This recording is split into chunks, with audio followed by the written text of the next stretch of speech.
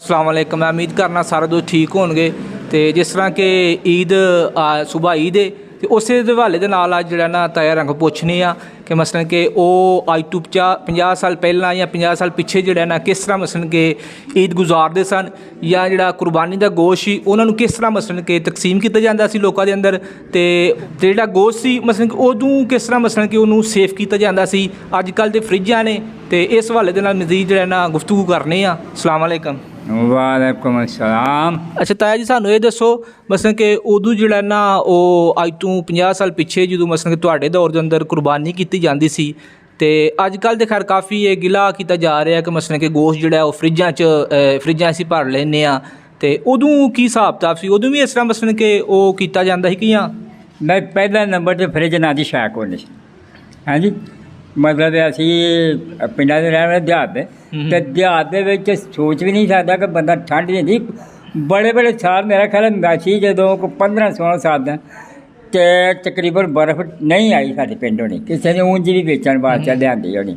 वो by chance एक बंदा आता बड़ी दूर आता जो कुल्फियां छुल्फियां बेचने वास्ते वो तो तुम वर्का ही पाड़ दो क्योंकि गोश्त भावें थोड़ा ही आ बहुता सी ਉਹਦਾ ਤਰੀਕੇਕਾਰ ਸੀ ਕਿ ਇਸਤੇਮਾਲ ਉਹ ਘੱਟ ਆਪ ਹੀ ਕਰਦੇ ਹਨ ਘੱਟ ਕਈ ਵਾਰੀ ਜਿਨ੍ਹਾਂ ਦੇ ਘਰ ਕੁਰਬਾਨੀ ਉਹਨਾਂ ਦੇ ਘਰ ਗੋਸ਼ਤ ਘੱਟ ਹੋਣਾ ਅਤੇ ਜਿਨ੍ਹਾਂ ਦੀ ਕੁਰਬਾਨੀ ਨਹੀਂ ਉਹਨਾਂ ਦੇ ਘਰ ਗੋਸ਼ਤ ਜ਼ਿਆਦਾ ਹੋ ਜਾਂਦਾ ਇੰਝ ਵੀ ਹੋ ਜਾਂਦਾ। ਹੁਣ ਇੱਕ ਜਿਹੜਾ ਕੋਈ ਜ਼ਮਾਨਾ ਬਦਲ ਗਿਆ ਨਹੀਂ ਤਾਂ ਨਬੀ ਸਿੰਘ ਦੇ ਜ਼ਮਾਨੇ ਦੇ ਵਿੱਚ ਗੋਸ਼ਤ ਸਾਲ ਬਾਅਦ ਰੱਖ ਜਾਣ ਬੱਦੂ ਇੱਕ ਉਹ ਕੋਈ ਇੰਨਾ ਨਹੀਂ ਦੱਸਿਆ ਵੀ ਕਿਹੜੇ ਇੰਨਾ ਦੱਸਿਆ ਗਿਆ ਕਿ ਉਹ ਰੱਸੀਆਂ 'ਚ ਉਹਨੂੰ ਪਰੋ ਕੇ तो वह मतलब टंग छड्डे कुछ अपने तरीके नाल तो फिर साल पूरा भी वो गोश्त चलाते सन।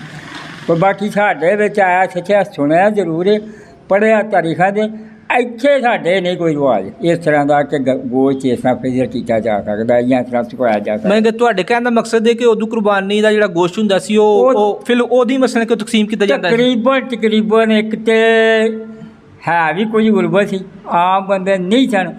और साढ़े पिंड च इस वक्त 100 कुरबानी है तो उदों ज़्यादा 10 सन 10 हैं तो चलो आबादी भावें घट सी इदों पर 10 कुरबानियाँ कितने 100 कितने बच्चा या वो तो कभी सोचा भी नहीं करी जाए कि बच्चे की भी कुरबानी ले लाई देना लोगों तो कोशिश होती कि तीसरे दिन किसी के घर गोश्त नहीं छिंदा। हूँ ये गल कि अल्लाह ताला ने ताकत दी लोगों तो तकरीबन हर बंदा तकरीबन हर घर की कुरबानी करता पाया।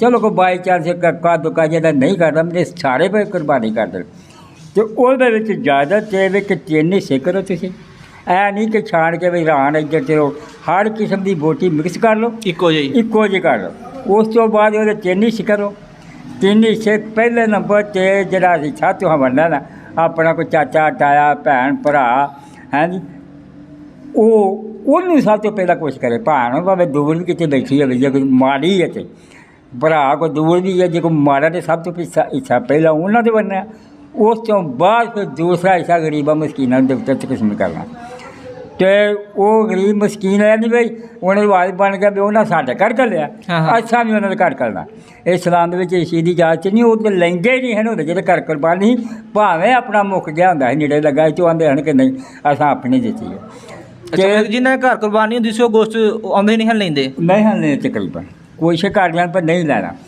तो हूँ तो मतलब ये कि कुरबानी वाले जोड़े ने बंदे वो कोशिश करते हैं कि मतलब करना वो आई करके नहीं जा ढेरियां ढूड़ियाँ आ ठीक हो गया।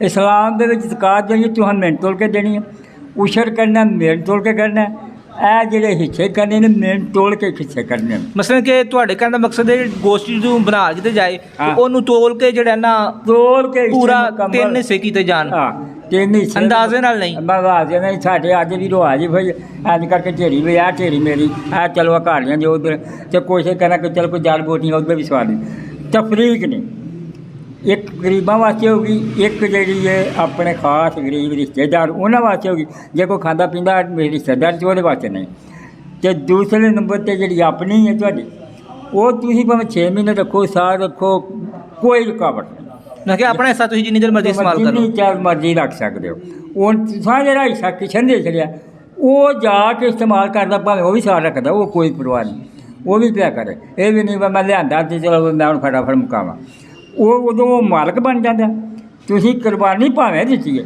ਮਾਲਕ ਤੁਸੀਂ ਤੀਸਰੇ ਸਿਰ ਦੇ। ਤੀਸਰੇ ਹਿੱਸੇ 'ਚ। ਗੋਸ਼ਤ ਦੇ ਮਾਲਕ ਤੁਸੀਂ ਤੀਸਰੇ, ਦੋ ਸਿਰ ਤੇ ਤੁਹਾਡਾ ਲੱਗੇ ਨੇ ਉਹਦੇ ਵਿੱਚ ਤੇ ਅੱਛਾ ਇਹ ਦੱਸੋ ਨਾਲੇ ਕਿ ਉਦੋਂ ਈਦ ਜਿਹੜੀ ਸੀ ਉਹ ਕਿਸ ਤਰ੍ਹਾਂ ਮਸਲੇ ਕਿ ਮਨਾਈ ਜਾਂਦੀ ਸੀ? ਹੁਣ ਤੇ ਕਾਫੀ ਫਾਸਟ ਦੌਰ ਆ ਗਿਆ ਨਾ। ਨਹੀਂ ਮਤਲਬ ਜਦੋਂ ਕੱਖ ਕੋਲ ਨਹੀਂ ਸੀ ਤੇ ਇਹ ਕਿਸਾਂ ਨਹੀਂ ਹੋਣੀ। ਅੱਛਾ ਭੁੱਖੇ ਦੇ ਲੋਕ ਸਨ। ਅਸੀਂ ਇੱਕ ਸੂਟ ਲੱਭਦਾ ਸੀ ਇਹਦੇ ਉੱਤੇ ਨਵਾਂ, ਨਿੱਕੀ ਜਿਹੀ ਖਾਸ ਕਰ ਵੱਡੀ ਚ ਉਹ ਵੀ ਘੱਟ ਹੀ ਹੁੰਦਾ ਸੀ। ਅੱਛਾ ਤੇ ਉਹਨੂੰ ਰਾਤ ਸਾਰੀ ਵਹਿੰਦੇ ਹੀ ਰਹਿਣਾ ਉਲਟ ਪੁਲਟ ਕਰਕੇ ਕਿ ਇਹ ਵੱਡੇ ਰੀਜ ਮੈਂ ਪਾਣਾ, ਇਹ ਮੈਂ ਪਾਣਾ। ਉਹ ਜੇ ਬੰਦਾ ਗਿਣ ਹੀ ਨਹੀਂ ਨਾ ਸਕਦਾ ਸੂਟ, ਬਾਬਾ ਮੈਂ ਬੜਾ ਗਰੀਬ ਬੰਦਾ। ਈਦ ਤੇ ਲੱਭਦਾ ਸੀ ਇੱਕ ਸੂਟ ਇਹ ਚ ਲੈਣਾ। ਅੱਛਾ ਤੇ ਉਹ ਚੰਗਾ ਜਿਵੇਂ ਰਾਤ ਸਾਰੀ ਉਹਨੂੰ ਵਹਿੰਦੇ ਰਹਿਣਾ। ਅੱਛਾ ਤੇ ਵੱਡੇ ਨੇ ਪਾਣਾ ਮੈਂ ਇਹ ਦੇਖਾਂ। ਅੱਛਾ ਤੇ ਬੱਚਾ ਕੋਸ਼ਿਸ਼ ਹੋਣੀ ਕਿ ਮੇਰਾ ਸੂਟ ਵੀ ਹੈ ਭਾਈ ਨਵਾਂ, ਹਰ ਬੰਦੇ ਦੀ ਕੋਈ ਕੋਸ਼ਿਸ਼ ਨਹੀਂ। ਹੁਣ ਤੇ ਉਹ ਗੱਲ ਹੀ ਕੋਈ ਨਹੀਂ। ਉਹ ਤੇ ਹੁਣ ਮਤਲਬ ਜਿੰਨਾ ਗਰੀਬ ਤੋਂ ਗਰੀਬ ਵੀ ਬੰਦਾ ਉਹਨੇ ਵੀ ਸੱਤ ਸਵਾਏ ਹੁੰਦੇ। ਹੁਣ ਤੇ ਪੁਰਾਣੇ ਜਿਹੜੇ ਨੇ ਹੁਣ ਮੁਕੰਮਲ ਧੋ ਲਵੋ, ਉਹਨੇ ਇਸਤਰੀ ਕਰ ਲਓ, ਤੇ ਬਿਲਕੁਲ ਨਵੇਂ ਦੇ ਨਵੇਂ, ਕੋਈ ਵੀ ਨਹੀਂ ਆ ਸਕਣ ਲੱਗਾ। ਮਤਲਬ ਇਹ ਕੀ ਕੀਤਾ ਉਹਦਾ ਹਿਸਾਬ ਕਿਤਾਬ ਇਸ ਤਰ੍ਹਾਂ ਦਾ। ਤੇ ਦੋਸਤੋ ਸਾਨੂੰ ਮਸਲਨ ਕਿ ਇਹ ਆਪਣਾ ਤਲੀਮ ਮਿਲੀ, ਇਹ ਜਿਹੜਾ ਆਪਣਾ ਕੁਰਬਾਨੀ ਅਸੀਂ ਕਰਨੇ ਆ ਉਹ ਅੱਲਾ ਦੇ ਰਾਹ 'ਤੇ ਦਿੰਦੇ ਆ, ਤੇ ਉਹਨੂੰ ਉਸੇ ਤਰ੍ਹਾਂ ਹੀ ਆਸਨ ਤਰੀਕੇ ਦੇ ਨਾਲ ਜਿਹੜਾ ਨਾ ਉਹ ਤਕਸੀਮ ਕੀਤਾ ਜਾਏ, ਤਾਂ ਕਿ ਜਿਹੜਾ ਉਹ ਕੁਰਾਨ ਤੇ ਹਦੀਸ ਦੇ ਮੁਤਾਬਿਕ ਜਿਹੜਾ ਨਾ ਇਸ ਨੂੰ ਇਹਦੇ 'ਤੇ ਅਮਲ ਕੀਤਾ ਜਾਏ। ਮਸਲਨ ਕਿ 3 ਹਿੱਸੇ ਕੀਤੇ ਜਾਣ। ਉਹ ਤਿੰਨਾਂ ਹਿੱਸਿਆਂ ਨੂੰ ਇਹ ਨਹੀਂ ਮਸਲਨ ਕਿ ਢੇਰੀਆਂ ਲਾ ਕੇ ਤੇ ਗੋਸ਼ਤ ਨੂੰ ਅੰਦਾਜ਼ੇ ਦੇ ਨਾਲ ਕੀਤਾ ਜਾਏ।